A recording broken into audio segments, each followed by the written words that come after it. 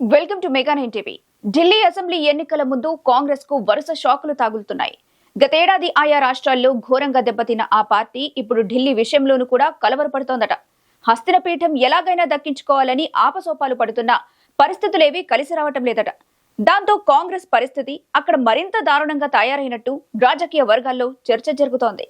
Delhi assembly ఎన్నికలు దగ్గర పడుతున్న కొద్దీ అక్కడి రాజకీయాలు హాట్ గా సాగుతున్నాయి.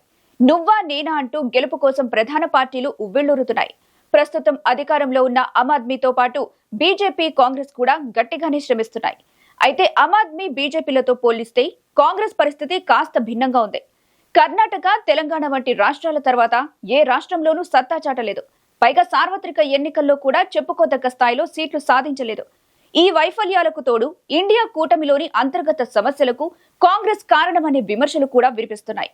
ఇన్ని ప్రతికూలతల మధ్య ఢిల్లీ అసెంబ్లీ ఎన్నికలు ఆ పార్టీకి కీలకంగా మారాయి. దేశ రాజధాని ఎన్నికలు కావడంతో ఇక్కడ గెలిస్తే దేశవ్యాప్తంగా ఆ ప్రభావం విస్తరించే ఛాన్స్ ఉంది. అందుకే ఢిల్లీ ఎన్నికల్ని ప్రధాన పార్టీలన్నీ సీరియస్ గా తీసుకున్నాయి. కాంగ్రెస్ కూడా ఈసారి గెలవాలని గట్టిగానే ప్రయత్నిస్తుంది.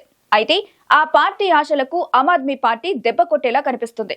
ఇప్పటికే కూటమి నుంచి బయటకు వచ్చిన ఆప్ అసెంబ్లీ ఎన్నికల్లో ఒంటరిగా పోటీ చేస్తామని ప్రకటించింది. దీంతో బీజేపీ, ఆమ్ ఆద్మీ, కాంగ్రెస్ ఇలా మూడు పార్టీలు ఎవరికి వారే అన్నట్టుగా బరిలోకి దిగుతున్నాయి.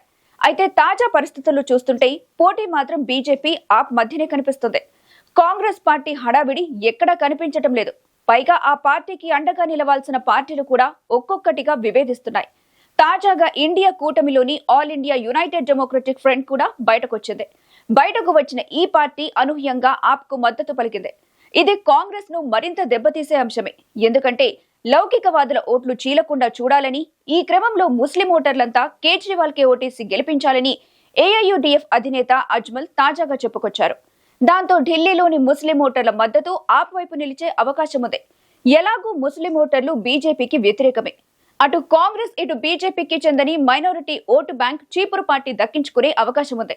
గతంలో పట్టణ ప్రాంతాల్లో పూర్తి ఆధిపత్యాన్ని ప్రదర్శించిన కాంగ్రెస్, ఆమ్ ఆద్మీ పార్టీ ఆవిర్భావం తర్వాత ఒక్కసారిగా సీన్ మారింది.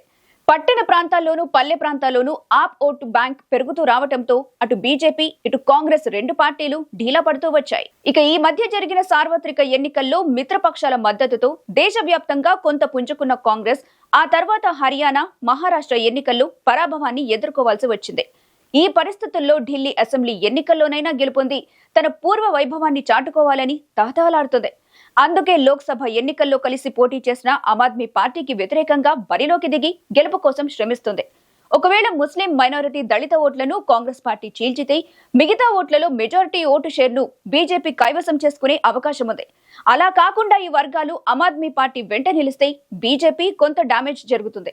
అందుకే అటు గ్రామ స్థాయిలోనూ, ఇటు పట్టణ స్థాయిలోనూ ఆప్ కు మద్దతు పెరుగుతున్న నేపథ్యంలో ఇండి కూటమి పార్టీలు కాంగ్రెస్ ప్రయత్నాలను బహిరంగంగా విమర్శించకపోయినా తమ మద్దతు కేజ్రీవాల్ కు ప్రకటించి ముక్కోణపు పోటీని కాస్త ద్విముఖ పోరుగా మార్చే ప్రయత్నం చేస్తున్నట్టు అర్థమవుతుంది.